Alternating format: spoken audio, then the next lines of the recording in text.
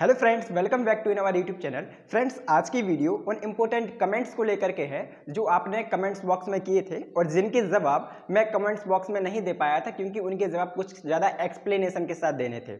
सबसे पहली बात तो वैकेंसी को लेकर के है, जिसमें बहुत सारे जो स्टूडेंट व्यूअर्स हैं वो काफ़ी सीरियस हैं वैकेंसी को लेकर के कि वैकेंसी कब आएंगी यूपीपीसीएल TG2 की।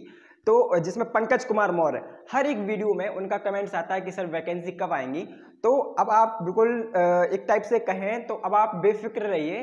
टोटल जो सेवा विद्युत सेवा आयोग की तरफ से जितनी भी वहां पे अपडेट चाहिए थी, जितनी भी उनको इन्फॉर्मेशन कलेक्ट करनी थी, वैकेंसी से रिलेटेड इन्फॉर्मेशन कलेक्ट की जा चुकी है। अब ओनली नोटिफिकेशन जारी करना बाकी रह गया। हो सकता है आपका इसी मंथ में आपका नोटिफिकेशन जारी हो जाए। अब इसकी कोई फिक्स डेट नहीं है क्योंकि कोई भी ऑफिसर हो फिक्स डेट आपको नहीं बताएगा। हाँ, इस महीने के अंदर आपका नोटिफिकेशन जारी हो जाएगा। और यदि कुछ लेट हुआ या फिर सपोज किसी भी डायरेक्टर या क्योंकि हर जगह पे आप कोई भी एक वैकेंसी आती है तो उसके लिए साइन होते हैं हर एक ऑफिसर्स के, तो थोड़ा बहुत पेंडिंग हो जाए तो अलग चीज़ है, नहीं तो आपको इस महीने में आपको नोटिफिकेशन इसका देखने को मिल जाएगा। तो सबसे पहली चीज़, जो स्टूडेंट हर एक वीडियो में कमेंट्स करते हैं कि सर वैकेंसी कब आएगी यूपीपीसीएल TG2 की, तो अब आप कमेंट्स करना छोड़ दीजिए। अब आपकी वैकेंसी जल्दी से ही जल्दी आने वाली है।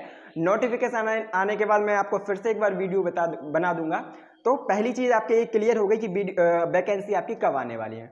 उसके बाद कुछ इंपॉर्टेंट कमेंट्स थे यूपीपीसीएल TG2 की जॉब से रिलेटेड, यूपीपीसीएल जेई की जॉब से रिलेटेड, जिनको बताना था।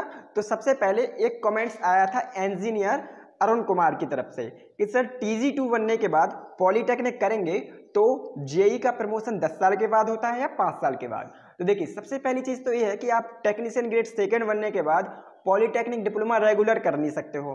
अब ऑप्शन आता है कि आप या तो पार्ट टाइम करो जो इवनिंग डिप्लोमा होता है, लेकिन वो भी हमारे उत्तर प्रदेश में हर एक सिटी के हर एक कॉलेज में अवेलेबल नहीं है। जितना मेरे को जानकारी है, लखनऊ में 2 ऐसे कॉलेज है जहां पर इवनिंग पार्ट टाइम डिप्लोमा कराया जाता है, बाकी हर एक कॉलेज में नहीं कराया जाता है। लेकिन फिर भी यदि आप टेक्नीशियन ग्रेड सेकेंड की जॉब के साथ साथ आपने डिप्लोमा कर लिया तो आपका प्रमोशन 5 साल से 6 साल के बीच में हो जाएगा, जो 8.33% के कोटे से होता है। Okay, next question Sudhir Kumar का है कि सर 608 वाली वैकेंसी में मेरे 85 मार्क्स आए थे, 85 मार्क्स आए थे, अब मेरे को कितनी मेहनत करनी होगी। तो देखिए सुधीर जी, मेहनत कोई काउंटेबल नाउन नहीं है, आपको मेहनत करनी पड़ेगी क्योंकि मार्क्स कम आए थे आपको। अब आपको कितनी मेहनत करनी चाहिए, इसके लिए मैं आपको कुछ बताता हूँ। अब आप प्रिपरेशन कर रहे होंगे, प्रैक्टिस लगा रहे होंगे। प्रैक्टिस के दौरान यदि कोई क्वेश्चन को आप पढ़ते हो और उसका जवाब आपको तुरंत पता चल जाए कि इसका आंसर ये आना चाहिए, प्रैक्टिस के दौरान यदि आपकी अब रैंक ऑनलाइन प्रैक्टिस सेट में अंडर 50 में आने लगी, मतलब 50 में से आपकी रैंक आने लगी है, तो आप मेहनत अच्छी कर रहे हैं। तीसरी चीज़, प्रैक्टिस के दौरान यदि आपका एक क्वेश्चन गलत हो जाता है तो आपको यदि रिग्रेट फील होने लगे कि यार इस क्वेश्चन का जवाब तो मेरे को आता था लेकिन ये गलत होने लगा, तो ये कुछ इस लेवल तक आपको प्रिपरेशन करना है कि आपको ये सब आपके साथ होने लगे।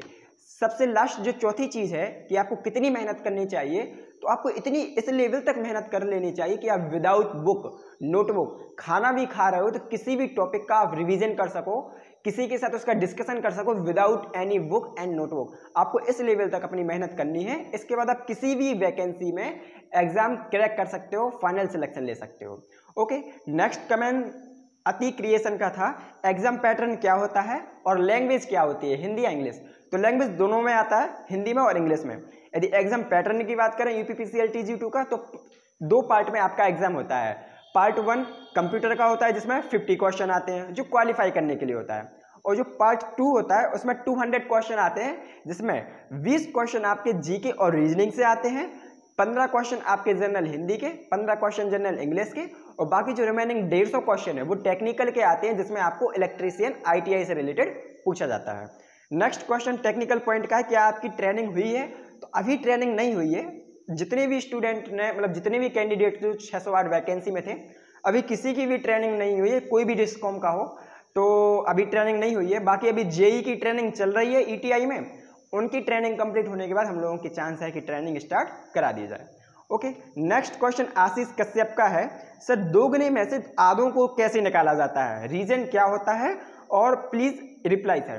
तो देखिए, जब डॉक्यूमेंट वेरिफिकेशन के लिए बुलाया जाता है यूपीपीसीएल में, तो उस टाइम पे डॉक्यूमेंट वेरिफिकेशन की अलग से कट ऑफ बनाई जाती है और उसी कट ऑफ के अकॉर्डिंग 2 ग्रेड स्टूडेंट को बुलाया जाता है। जैसे 608 वैकेंसी थी तो 1216 स्टूडेंट को बुलाया था या कैंडिडेट को बुलाया था। लेकिन जब जरूरी नहीं है कि 1216 आएंगे, सपोज 1000 कैंडिडेट आए, लेकिन उसमें से सिलेक्ट तो करना है 608 कैंडिडेट को, तो फिर एक फाइनल कट ऑफ निकाली जाती है और उस कट ऑफ से जिसके मार्क्स कम होते हैं तो वो रिजेक्ट हो जाता है, क्योंकि अब जो कट ऑफ निकाली जाती है फिर वो 608 के अकॉर्डिंग निकाली जाती है।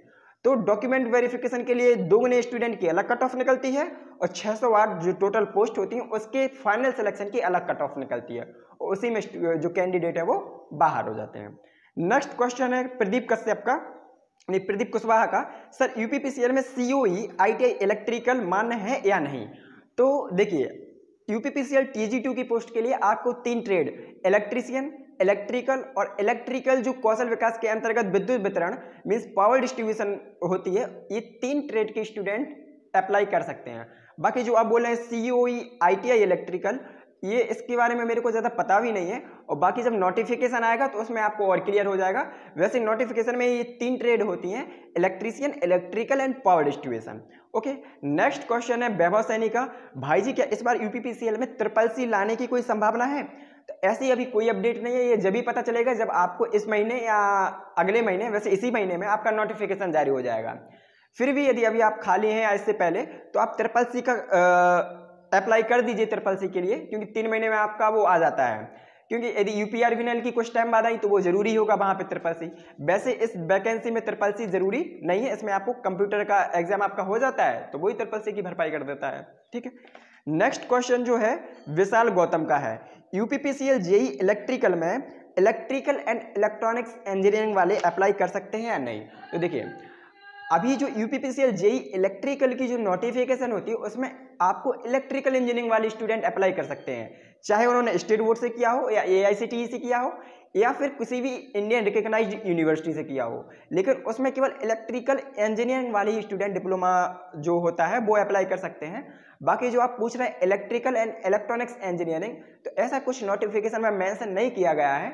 बाकी जब नोटिफिकेशन आती है तो कुछ उसमें चेंज होता रहता है। जितना मेरे को जानकारी और नोटिफिकेशन में जो मेंशन किया गया था कि इलेक्ट्रिकल इंजीनियरिंग वाले स्टूडेंट ही अप्लाई कर सकते हैं जिन्होंने 3 साल का डिप्लोमा किया है।